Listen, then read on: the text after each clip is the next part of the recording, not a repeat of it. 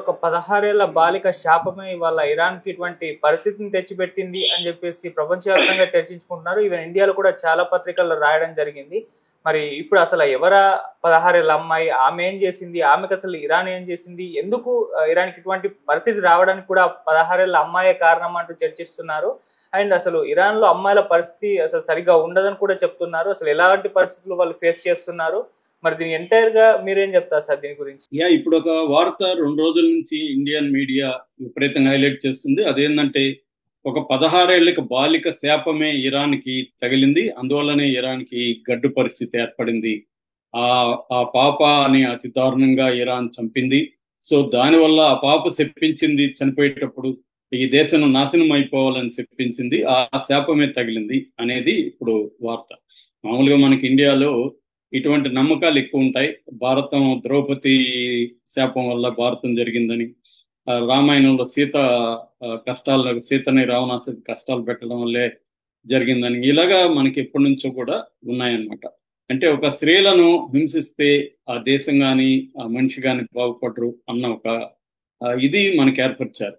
ఆ నేపథ్యంలో భాగంగా మనం అర్థం చేసుకోవాలి. కానీ ఈ నేపథ్యంలో మనం అసలు ఇరాన్ లో పరిస్థితి ఏంటి, అసలు ఈ బాలిక ఎవరు, ఈ బాలికను ఎందుకు ఇరాన్ ప్రభుత్వం చంపింది, ఈ పాప చేసిన నేరం ఏంటి, అలాగే స్త్రీల పరిస్థితి అక్కడ ఎలా ఉంది, ఎంతమంది స్త్రీలను ఇప్పటి వరకు ఇరాన్ ఈ విధంగా బహిరంగంగా ఉరిదీసి చంపింది, అసలు ఇరాన్ లో స్త్రీల ఉద్యమం వచ్చిందా లేదా, వస్తే దాన్ని ఇరాన్ ప్రభుత్వం ఎలా అణచివేసింది, ఈ విషయాలను మనం చెప్పుకున్నాం.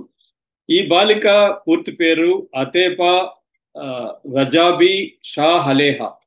సో అతేపా అనుకుందాం.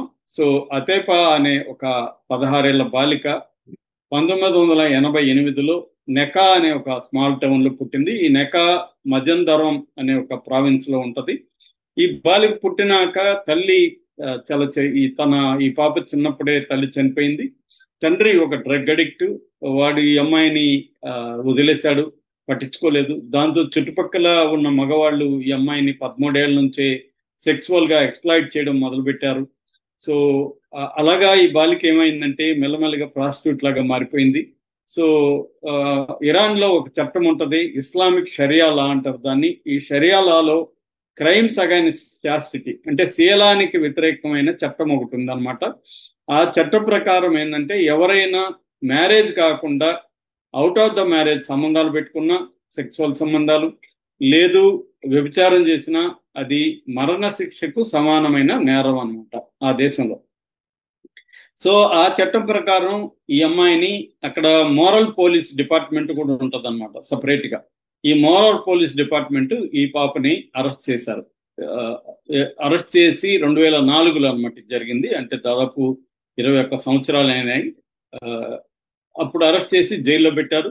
జైల్లో కూడా ఈ అమ్మాయిని పదే పదే రేపులు చేయడం, ఎందుకంటే జైల్లో ఈ అమ్మాయికి ఎవరు లేరు కాబట్టి జైల్లో రేపులు చేసి అమ్మాయిని ఏ స్థాయికి తీసుకొచ్చారంటే నడవలేని పరిస్థితి, ఆ స్థాయిలో తీసుకొచ్చారు. కోర్టులో కూడా జడ్జి ఎవరో కాదు, ఈ మోరల్ పోలీస్ చీఫ్ ఉంటాడు కదా, అతనే జడ్జి కూడా అనమాట. సో ఆ డిపార్ట్మెంట్ అరెస్ట్ చేసి మళ్ళీ ఆ డిపార్ట్మెంట్ శిక్ష కూడా వేయడం. సో ఆ పాప విసిగిపోయింది జీవితంతో, నాకు ఎట్లాగూ న్యాయం జరగదని చెప్పి బురక విప్పి కోర్టులో చెప్పు తీసి జడ్జి మీదకి ఏడుస్తూ కోపంతో అరుస్తూ ఇసిరేసింది.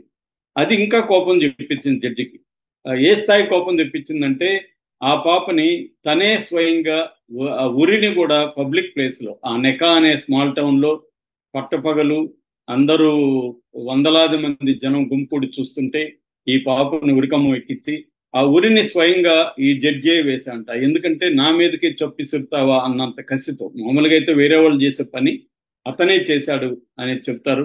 అది లోకల్స్ కూడా స్టన్ అయిపోయి చూస్తున్నారు. మొత్తం జనం అంతా కూడా దిగ్భ్రాంతిగా చూశారు అని చెప్తున్నారు. ఇది ప్రపంచాన్ని కుదిపేసింది ఈ సంఘటన. ఎందుకంటే ఈ పాపకు లాయర్ లేదు, ఈ పాప తరపున ఈ పాప అన్యాయం చేసిందా, క్రైమ్ చేసిందా లేదా అని వాదించడానికి ఎవరు లేరు. తర్వాత ఇరాన్ లో ఏంటంటే బాలికల వయస్సు క్రిమినల్ ఏజ్ అంటారు దాన్ని. ఈ క్రిమినల్ ఏజ్ 9 years అనమాట బాలికలకి, బాలురికి మాత్రం 16 ఏళ్ళు. సో అంటే మినిమం ఏజ్ అనమాట అది. బాలురికి 15 ఏళ్ళు 15 years, బాలికలకి మాత్రం క్రిమినల్ రెస్పాన్సిబిలిటీ ఏజ్ అంటారు. ఈ ఏజ్ 9 ఏళ్ళు. కానీ ఇంటర్నేషనల్ గా ఈ ఏజ్ గ్రూప్ ని జువనైల్ గా పిలుస్తారు. అంటే బాల నేరస్తులు. వీళ్ళు బాల నేరస్తులకి సపరేట్ హక్కులు ఉంటాయన్నమాట. కానీ అది ఫాలో కావట్లేదు ఇరాన్ లో వేరే వీళ్ళ షరియా లా ప్రకారమే ఉంది. యాక్చువల్గా Iran conventions of the rights of the child అని ఇంటర్నేషనల్ గా ఒక చట్టం ఉంది. ఆ చట్టంలో ఇరాన్ సంతకం చేసింది. అయినప్పటికీ ఇటువంటి బాలికలను 1990 నుంచి 2020 వరకు 88 మంది పిల్లల్ని ఉరిదీసింది ఇరాన్ ప్రభుత్వం. సో దీని మీద ఇంటర్నేషనల్ గా ఆమ్నెస్టీ ఇంటర్నేషనల్ అనే ఒక హక్కుల సంస్థ 2025లో ఒక డీటెయిల్ రిపోర్ట్ కూడా ఇరాన్ లో ఈ బాలబాలికల హక్కులు ఎలా కాలరాచి వేయబడుతున్నాయని ఒక డీటెయిల్ రిపోర్టు ఇచ్చిందనమాట. సో ఆ తర్వాత కూడా ఇలాంటివి కంటిన్యూ అవుతూనే వచ్చాయి. మాషా అమీని అనే ఆమెను 2022లో చంపేస్తారు. ఆమెకి 22 ఏళ్ళు, కుర్దిస్ ఉమెన్. ఆమెను 3 రోజులు కస్టడీలో పెట్టుకుని కొట్టి చంపేశారు. అప్పుడు అతి పెద్ద ఎత్తున ఉద్యమానికి దారితీసింది ఇరాన్ లో. 2022లో ఉమెన్ లైఫ్ అండ్ ఫ్రీడమ్ పేరుతో మొత్తం దేశం అంతా బురకాలు ఇప్పి తగలబెట్టారు. మహిళలు బహిరంగ ప్రదేశాలకు వచ్చి నిరసన తెలియజేశారు. దాన్ని ఉక్కుపాదంతో ఇరాన్ ప్రభుత్వం అణచేసింది. మొత్తం 750 మందిని చంపేసింది. అందులో 11 మందిని ఉరిదీసింది. 30,000 మందిని అరెస్ట్ చేసింది. ఆ ఉద్యమానికి సపోర్ట్ చేసిన ఆడవాళ్ళని, మగవాళ్ళని 30,000 మందిని అరెస్ట్ చేసింది. చాలా మంది దేశం వదిలి పారిపోయారు. అది కూడా మొత్తం ప్రపంచాన్ని కుదిపేసిన ఉద్యమం వచ్చి ఉమెన్ లైఫ్ ఫ్రీడమ్ అనే ఉద్యమం అనమాట. ఆ తర్వాత ఫేమస్ కేసు వచ్చి మరియం కరిమి 2021లో ఆమె భర్త టార్చర్ పెడుతుంటే ఆ టార్చర్కి వ్యతిరేకంగా పోరాడే క్రమంలో భర్త చనిపోతే ఈ మీద హత్య కేసు పెట్టి ఆమెను ఉరిదీయించి, ఆ ఉరి కూడా ఎవరి దగ్గర వేయించారంటే ఆమె కూతురు దగ్గరే ఉరియించారు. అది ఇంకా ఘోరం. తల్లిని కూతురే చంపినట్టుగా అయిపోయింది బహిరంగ ప్రదేశంలో. ఆ తర్వాత నర్గీస్ మొహమ్మదీ అనే ఆమెను దాదాపు 24 సార్లు జైల్లో పెట్టాడు. ఈమెకు నోబెల్ ప్రైజ్ కూడా వచ్చింది.